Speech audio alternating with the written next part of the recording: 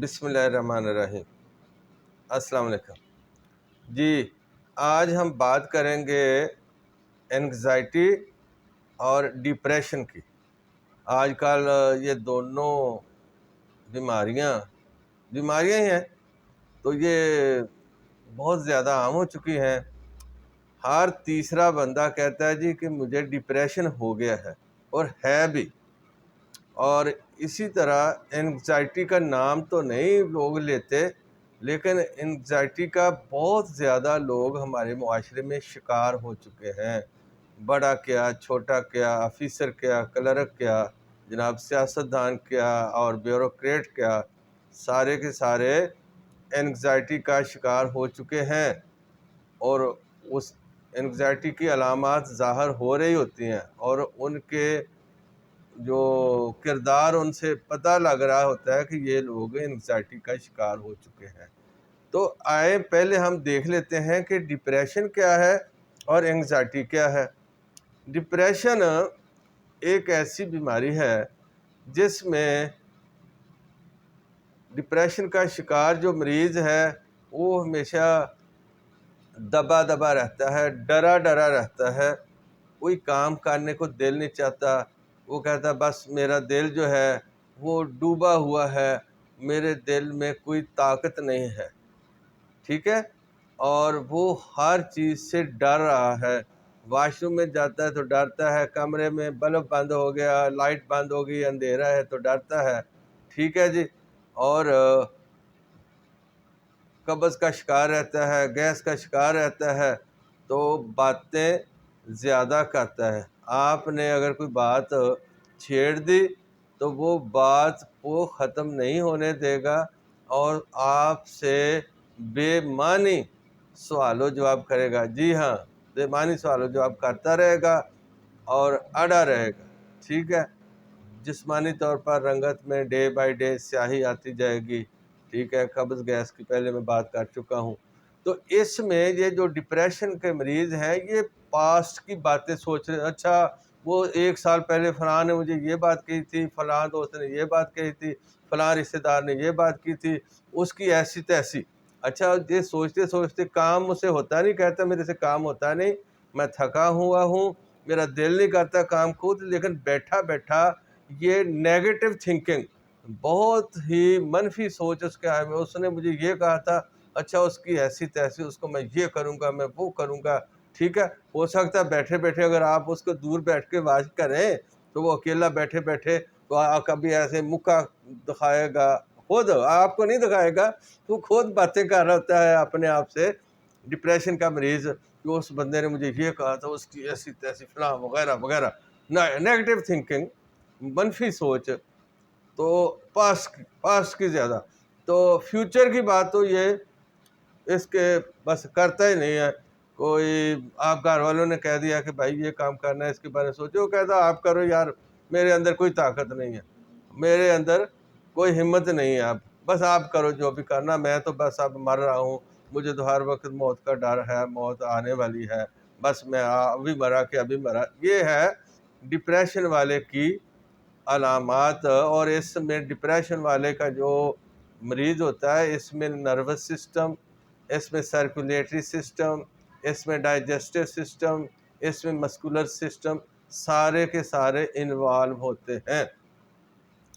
اچھا جی، اب انگزائٹی کا مریض جو ہے، انگزائٹی کا جو مریض ہے، یہ فیوچر کے بارے میں کوئی بات بھی ہو، کل کو یا شام کو یا 1 گھنٹے کے بعد کوئی ٹاسک ہے، اس نے کسی جگہ جانا ہے، کسی سے بات کرنی ہے، کوئی اور پروجیکٹ ہے، تو یہ یہی سوچے گا، وہ اسی وقت سوچنا شروع ہو جائے گا، گھنٹے کے بعد جانا ہے یا کل کو جانا ہے، سال کی بات ہے، کوئی اس نے سودا کر لیا کسی سے، خدا نخواستہ، عام طور پر کرتا نہیں ایسا مریض، تو کر لیا تو وہ پھر سوچنا شروع کر، اچھا یہ سودا کر لیا، پتہ نہیں وہ بندہ میرے پیسے لے کے نہ بھاگ جائے، وہ ایسے نہ کر دے، وہ ایسے نہ کر، منفی سوچ۔ اس کے اندر منفی سوچ بہت زیادہ ہوتی ہے، لیکن فکر مندی، اینگزائٹی جو ہے یہ فکر مندی برائے مستقبل ہے۔ وہ جو ڈپریشن تھا وہ تھا فکر مندی برائے کہہ لیں کہ کیا گزرا ہوا زمانہ جو ہے اس کی تھی، تو اس میں فکر مندی برائے مستقبل، یا پھر کہہ لیں کہ ٹینشن برائے فیوچر.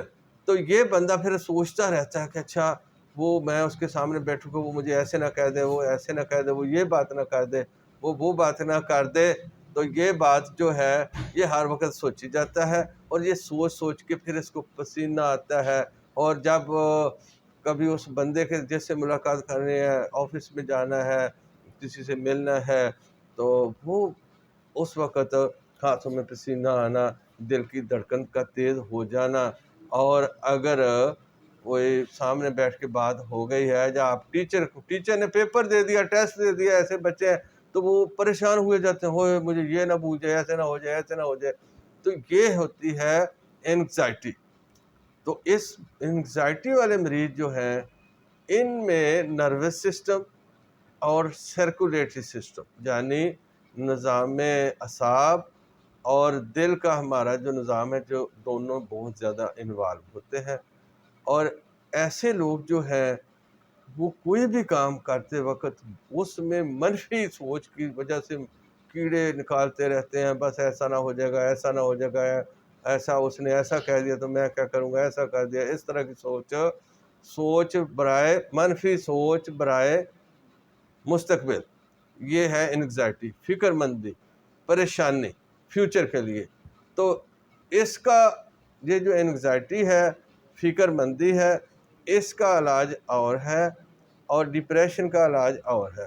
لیکن میرے بھائیو، خدا نہ خواستہ اگر آپ کے آس پاس یا گھر والوں میں، رشتہ دار میں ایسا کوئی مریض ہے، تو خدا کے لیے اس کو کبھی بھی یہ جو ٹرنکلائزر ہے، نشہ آور سکون آور ادویات ہیں، دونوں مریضوں کو، ڈپریشن والوں کو یا انگزائٹی والوں کو، کبھی بھی اس طرح کی ادویات پہ نہیں لگانا. کیونکہ یہ ادویات کھانے سے نظام اعصاب اور کمزور ہو جاتا ہے، نظام عضلات اور کمزور ہو جاتا ہے، سرکولیٹری سسٹم اور کمزور ہو جاتا ہے. تو وہ بندہ جو ہے وہ وقتی طور پر تو وہ ٹھیک محسوس کرتا ہے، لیکن وہ مستقل بنیادوں پر پھٹے پہ پڑ جاتا ہے، اور پھر وہ بس آگے کئی اور امراض کا شکار ہو کر تو راہی اجل بن جاتا ہے. تو کیا کرنا ہے؟ اس کا علاج کوئی مشکل نہیں ہے، لیکن میں آپ کو کوئی نسخہ بتانے والا نہیں ہوں، اس لیے کہ یہ دونوں مسئلوں کا حل ہر معالج کے پاس، حکیم صاحب کے پاس موجود ہے. جو آپ کے پاس حکیم صاحب ہیں، ان کو جا کر آپ کے علم میں نے لا دی ہے، یہ علامت بتا دی ہے کہ اگر آپ میں سے کسی کے پاس کوئی مریض ہے یا آپ خود ہیں، تو جا کے بتائیں کہ بھائی مجھے اینگزائٹی ہے یا ڈپریشن ہے. تو آپ کے مزاج کے مطابق حکیم صاحب علاج کر دیں گے. یقین کریں، اتنا آسان علاج ہے. میں تو کہتا ہوں جو لوگ 30-40 سال کے ڈپریشن کے یا انگزائٹی کے مریض آتے ہیں، الحمدللہ میں تو دیتا ہوں دوائی، تو وہ صبح اٹھ کے مجھے ایک خوراک کھا کے فون آ جاتا ہے گھر والوں کا، حکیم صاحب کیا دوائی دے دیا جی، یہ بندہ تو 40 سال سے پریشان تھا، 20 سال سے، تو یہ تو جناب آج موجے ہو گئے، یہ بالکل ٹھیک اٹھا ہے، رات بھی ٹھیک ہے، اس کی منفی سوچ ختم ہو گئی، یہ وہ وغیرہ. پیشنٹ بھی خود کہتا ہے. تو میں یہ نہیں کہتا کہ پورا پاکستان، پوری دنیا میرے پاس ہی آ جائے. بھائی آپ کے گلی محلے میں، آپ کے پاس شہر میں، دیہات میں، جدھر بھی کوئی کوالیفائڈ حکیم صاحب بیٹھے ہوئے ہیں، وہ بڑے سمجھدار ہیں، آپ ان سے بات کریں، وہ آپ کے مزاج کے مطابق علاج کر دیں گے. جو میرے تک پہنچ سکتے ہیں وہ پہنچ جائیں، تو کوئی مشکل نہیں ہے. تو مجھے افسوس ہوتا ہے اس لیے کہ کچھ لوگ یہ جو سکون آور ادویات، ابھی ریسنٹلی، یہ میں نے ویڈیو بھی اس لیے بنایا، ریسنٹلی وہ نوجوان بندہ تھا، اس کی شادی تھی، اس کو یہ انگزائٹی تھی، تو جناب انہوں نے، ان حضرات نے جناب لگا دیا اس پہ گولیوں پہ، تو وہ پھٹے پہ پڑ گیا، اٹھنے بیٹھنے سے بھی قاصر. تو چلو اللہ کا شکر، علاج بھی ہو گیا اور وہ ٹھیک بھی ہو گیا. تو آپ بھی ایسا کریں. سب کو اللہ شفا دے. جزاک اللہ خیر. السلام علیکم ورحمۃ اللہ.